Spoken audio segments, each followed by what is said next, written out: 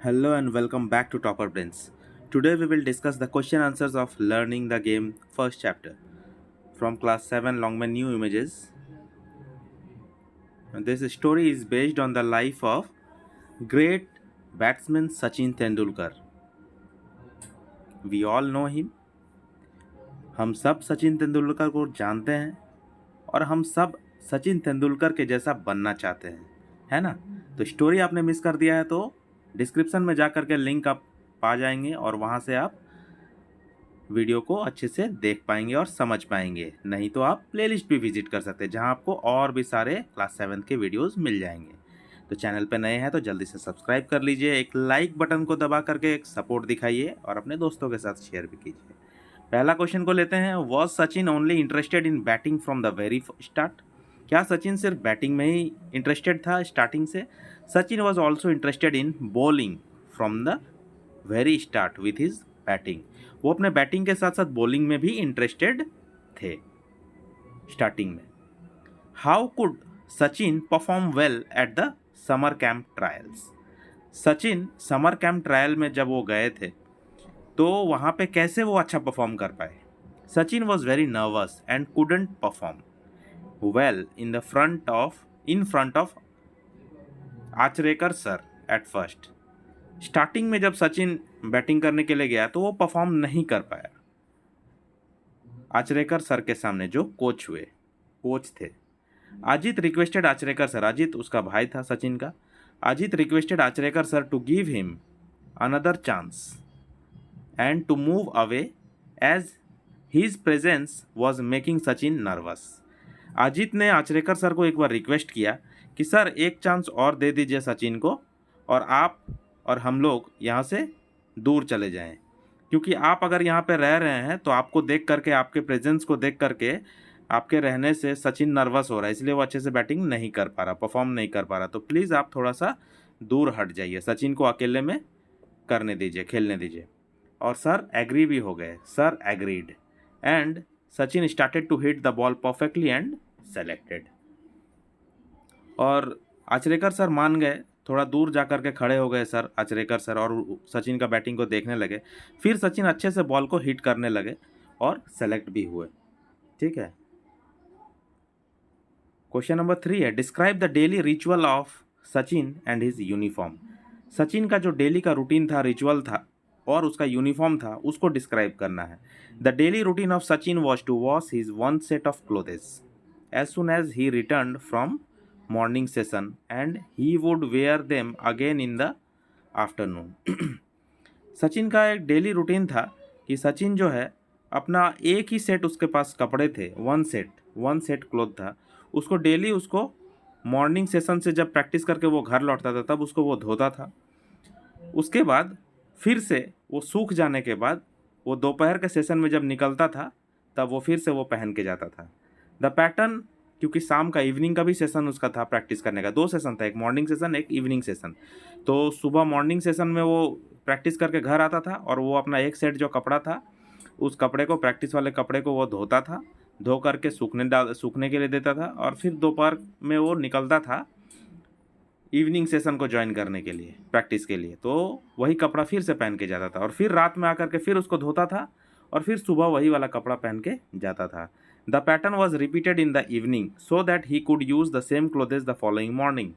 क्योंकि सामने वाला मॉर्निंग, सुबह जो होने वाला था, उसमें फिर से उसको वही कपड़ा पहनना था, इसीलिए वही पैटर्न वो रिपीट करता था। शाम को आके फिर से कपड़ा को धो देता था रात को। क्वेश्चन नंबर 4 है, how did Sachin find moving school beneficial? Sachin को एक स्कूल से दूसरे स्कूल में मूव कराया गया था, ठीक है, स्कूल चेंज कराया गया था। तो सचिन को कैसे फ़ायदा हुआ ये स्कूल मूव करने में? Sachin move to Sharda Ashram Vidya Mandir which provides better cricket facilities and Achrekar sir was cricket coach there. वाह वाह, ये तो सोने पे सुहागा हो गया। सचिन को मूव कराया गया शारदा आश्रम विद्या मंदिर में, जहाँ पे क्रिकेट का बहुत ही अच्छा फैसिलिटी था, ठीक है, पुराने स्कूल से।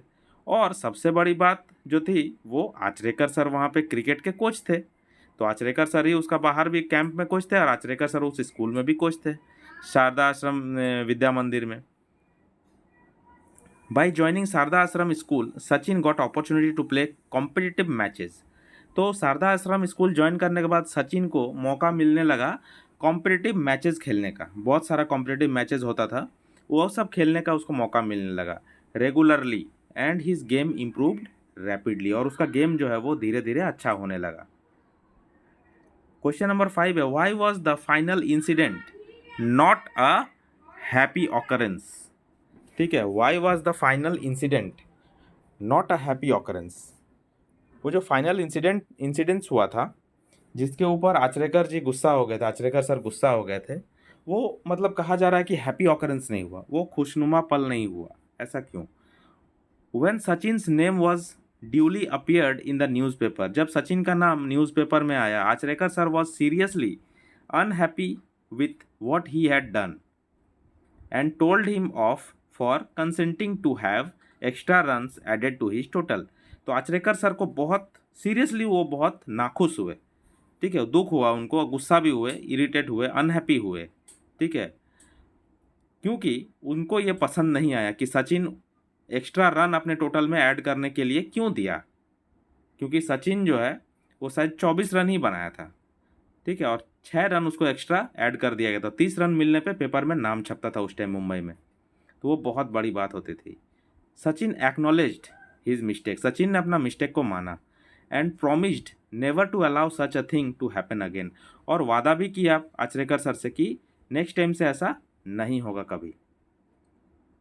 A3 का क्वेश्चन नंबर 1 हम लोग लेंगे, जिसमें एक्सट्रैक्ट उठाया गया है चैप्टर के अंदर से और उसके ऊपर क्वेश्चन पूछा गया है। तो एक्सट्रैक्ट को हम लोग पढ़ेंगे। Achrekar sir, as I refer to him, started playing cricket at the age of 11 in 1943, which, ये मैंने डॉट डॉट किया है, आप इस सेंटेंस को कंप्लीट कर लेंगे बुक से। क्वेश्चन नंबर 1 है, हु इज द स्पीकर। ये जो बात है ये किसने कहा? Sachin Tendulkar is the speaker है। ठीक है, इस बात को सचिन तेंदुलकर ने कहा। Why had the speaker met Achrekar sir, तो स्पीकर कौन है यहाँ पे? सचिन है। तो वाई हैड द स्पीकर मतलब why had Sachin met Achrekar sir, है ना। सचिन आचरेकर सर से क्यों मिला था? Sachin met Achrekar sir to get coaching in cricket. Sachin जो है वो क्रिकेट में कोचिंग पाना चाहता था, कोचिंग करना चाहता था, इसलिए आचरेकर सर से वो मिला था। Did Achrekar sir play an important part in Sachin's life, क्या सचिन के लाइफ में Achrekar sir important part play किए? Yes, Achrekar sir played very important part in Sachin's life. He taught and trained Sachin that transformed Sachin's life. तो सचिन को उन्होंने सिखाया था, मतलब टॉट मतलब पढ़ाया था, लेकिन पढ़ाना तो यहाँ पे नहीं है, वो तो पढ़ाते नहीं थे, वो तो गेम सिखाते थे, क्रिकेट सिखाते थे। तो टॉट का मतलब यहाँ पे ये हो रहा है कि उन्होंने सचिन को सिखाया था, ट्रेन किया था, जिसके वजह से सचिन का लाइफ जो है वो बदल गया।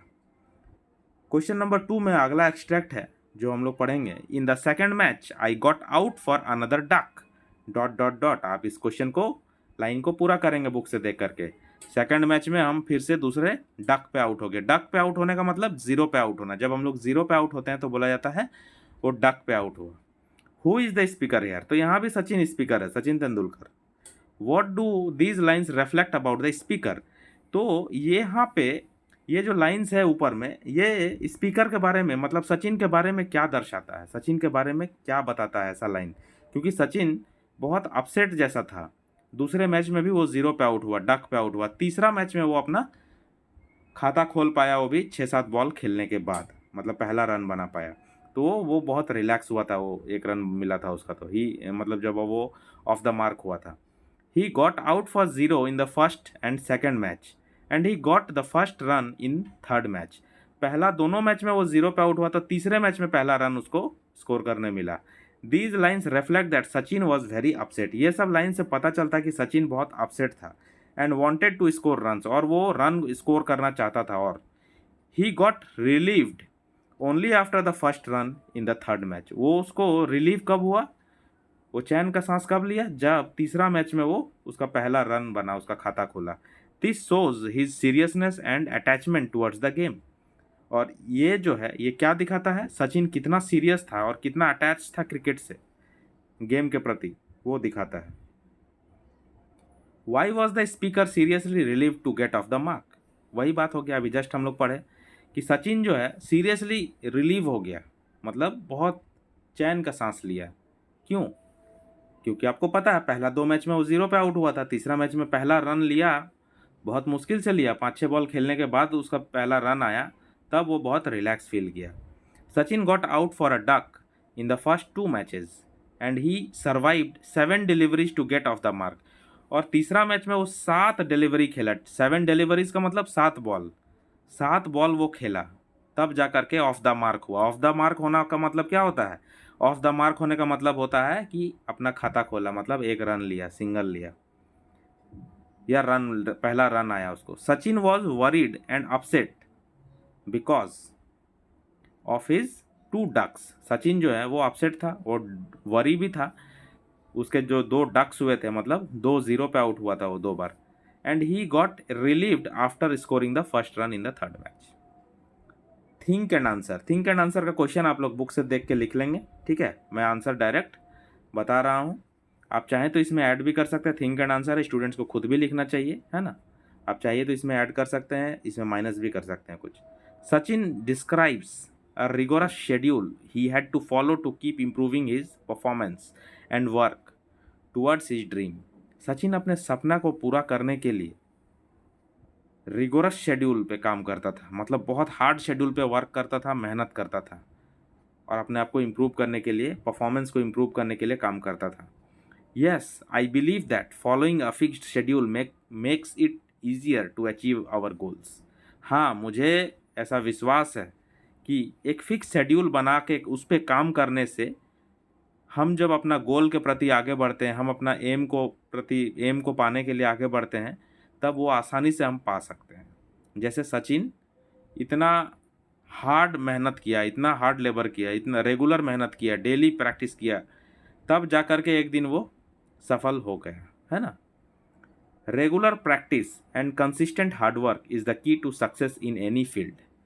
जब हम लोग रेगुलर प्रैक्टिस करते हैं और कंसिस्टेंट हार्ड वर्क करते हैं, कंसिस्टेंट का मतलब बिना ब्रेक लिए हुए, मतलब एक ही तरह से काम करते जा रहे हैं, हार्ड वर्क करते जा रहे हैं, हार्ड वर्क से कोई समझौता नहीं, डेली हार्ड वर्क कर रहे हैं, डेली मेहनत कर रहे हैं, डेली रेगुलर प्रैक्टिस कर रहे हैं, तो फील्ड कोई सा भी हो, आपको सक्सेस ज़रूर मिलेगा।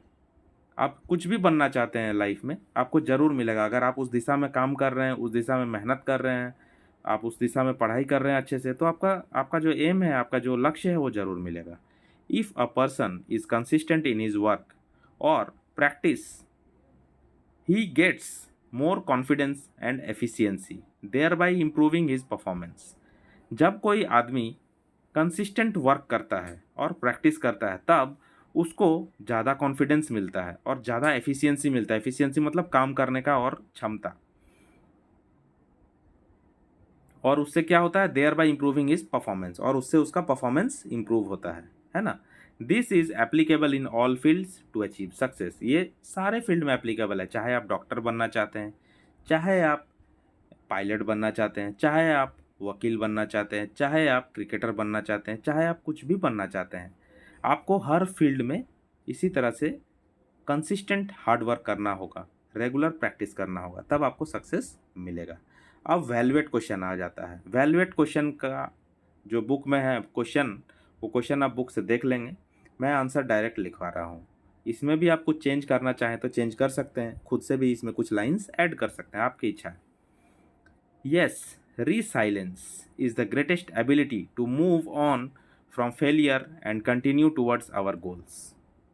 रिसाइलेंस का मतलब होता है बाउंस बैक करना। जब आप कभी चोट खा रहे हैं, जब आप कभी हार रहे हैं, तो उस टाइम पे दुखी ना होकर के उस टाइम पे फिर से कोशिश करने लग जाना, बाउंस बैक करना, उसको बोलते हैं रिसाइलेंस। ये कैपेसिटी है हमारे अंदर, बॉडी में, हमारा ह्यूमन का एक कैपेसिटी होता है, रिसाइलेंस कैपेसिटी। हम लोगों को गिर जाने के बाद फिर से उठ खड़ा होने का जो क्षमता होता है, उसी को कहते हैं। फेलियर के बाद फिर से खड़े हो जाएंगे। Life is full of ups and downs. हमारे लाइफ में अप्स एंड डाउन्स भरा हुआ है, कभी जीत है, कभी हार है, कभी खुशी है, कभी गम है ना? कभी दुख है, कभी सुख है। Setback is common in everyone's life. Setback मतलब हार, फेलियर। सेटबैक जो होता है हमारे लाइफ में कॉमन है, सबके लाइफ में कॉमन है, आता ही है सेटबैक कभी ना कभी। जरूरी नहीं है कि हर आदमी हमेशा जीतता ही रहेगा, कभी हारेगा भी। But the important thing is to overcome it. लेकिन इम्पॉर्टेंट थिंग क्या होता है? कि उसको ओवरकम करना, उसको ठीक करना एंड बाउंस बैक, और फिर से बाउंस बैक करना, मतलब फिर से लड़ना, फिर से जूझना, फिर से एग्ज़ाम में बैठना, फेल होने के बाद भी एग्ज़ाम देना, कोशिश करना, ट्राई करना, उसी को कहते हैं बाउंस बैक, रिसाइलेंस।